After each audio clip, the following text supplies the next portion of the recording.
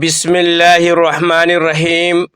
اللہ تبارک و تعالیٰ کا بے انتہا احسان و کرم ہے کہ اس نے ہمیں ایمان جیسی دولت سے نوازا اور ہمیں اپنے حضور سر بسجود ہونے کی توفیق عطا فرمائی۔ قرآن کریم کی سورہ بنی اسرائیل میں پروردگار عالم کا وہ عظیم الشان ارشاد، جس کا مفہوم ہے کہ رات کے خاص حصے میں تہجد ادا کیا کرو، یہ تمہارے لیے ایک اضافی سعادت اور نفل عبادت ہے۔ قوی امید ہے کہ تمہارا رب اس کے طفیل تمہیں مقام محمود پر فائز فرما دے گا۔ میرے محترم دینی بھائیوں اور معزز سامعین، آج ہم ایک ایسے موضوع پر گفتگو کر رہے ہیں جو ہماری روح کی بالادگی اور آخرت کی کامیابی کے لیے انتہائی اہم ہے۔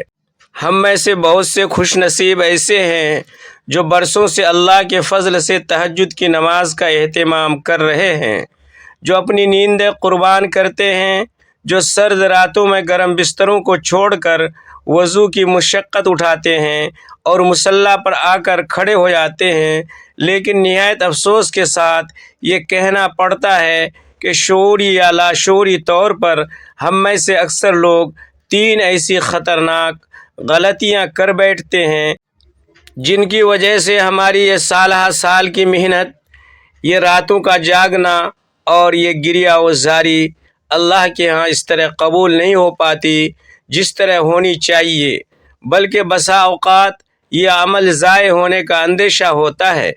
یاد رکھیے، تہجد کی نماز کوئی عام نفل نہیں، بلکہ وہ عظیم عبادت ہے جس کے بارے میں سرور کائنات جناب محمد رسول اللہ صلی اللہ علیہ وسلم نے ارشاد فرمایا کہ فرائض کے بعد اگر کوئی نماز سب سے زیادہ فضیلت رکھتی ہے تو وہ رات کی نماز یعنی تہجد ہے۔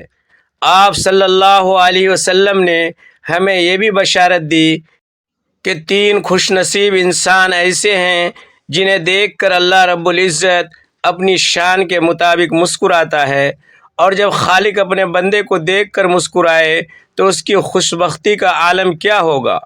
ان میں سے ایک وہ مجاہد ہے جو اللہ کی راہ میں صف بستہ ہو، دوسرا وہ جو جماعت کی نماز کے لیے صف درست کرے، اور تیسرا وہ بندہ جو رات کی تنہائی میں تنہا اپنے رب کے سامنے سجدہ ریز ہو۔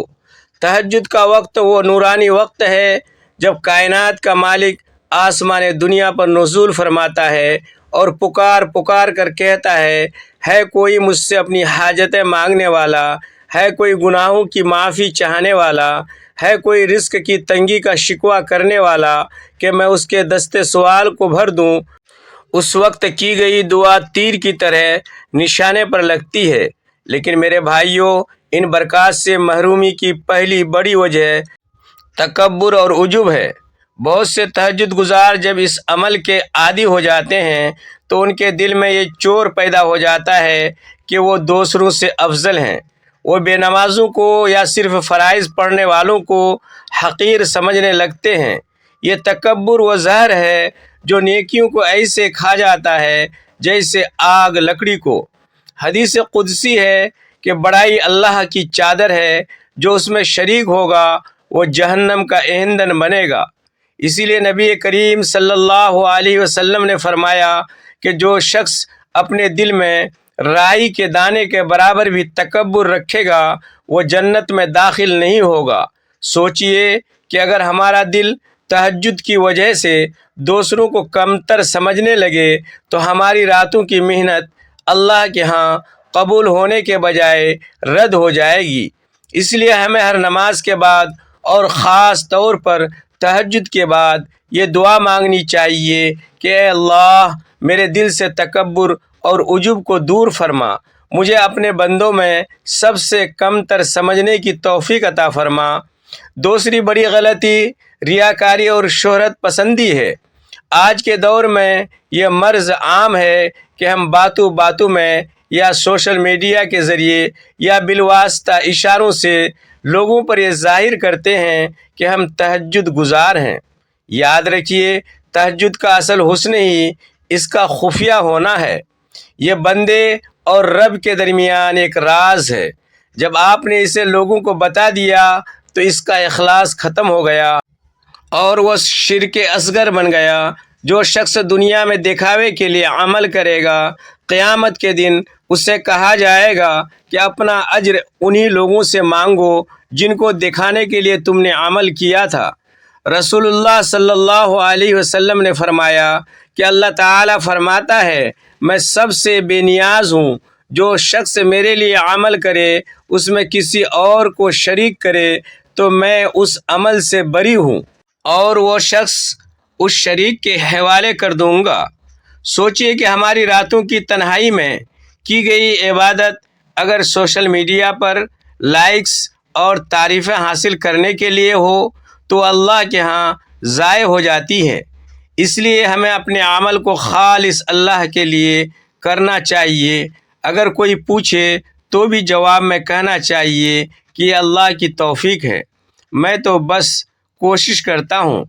تیسری غلطی جس میں اکثر لوگ مبتلا ہیں وہ وقت کا صحیح تعین نہ کرنا ہے۔ تہجد کا وقت عشاء کے بعد سے شروع ہو کر صبح صادق یعنی فجر کا وقت داخل ہونے تک رہتا ہے۔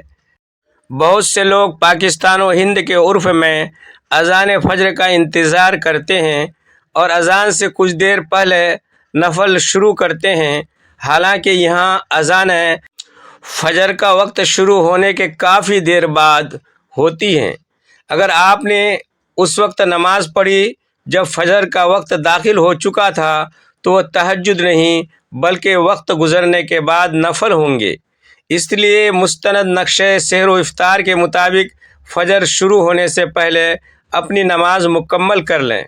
علماء کرام فرماتے ہیں کہ تہجد کی سب سے افضل حالت یہ ہے کہ آدھی رات گزرنے کے بعد اٹھا جائے، جب نیند کی شدت ہو اور آنکھیں بوجھل ہوں، اس وقت اٹھنا اور اللہ کے سامنے کھڑا ہونا بہت بڑی قربانی ہے۔ بعض روایات میں آیا ہے کہ آخری تہائی رات میں اللہ کی رحمت خاص طور پر نازل ہوتی ہے، اس لیے اگر ممکن ہو تو رات کے آخری حصے میں تہجد ادا کرنے کی کوشش کریں۔ اب سوال یہ پیدا ہوتا ہے کہ تہجد کیسے ادا کی جائے اور زیادہ سے زیادہ قبول ہو؟ سب سے پہلے نیت خالص رکھیں، پھر وضو احسن طریقے سے کریں، مسواک کریں، خوشبو لگائیں، اگر ممکن ہو صاف ستھرے کپڑے پہنیں، قبلہ رخ ہو کر کھڑے ہوں۔ تہجد کی کم از کم 2 رکعت اور زیادہ سے زیادہ 12 رکعت ادا کی جا سکتی ہے۔ ہر 2 رکعت کے بعد سلام پھیرنا افضل ہے۔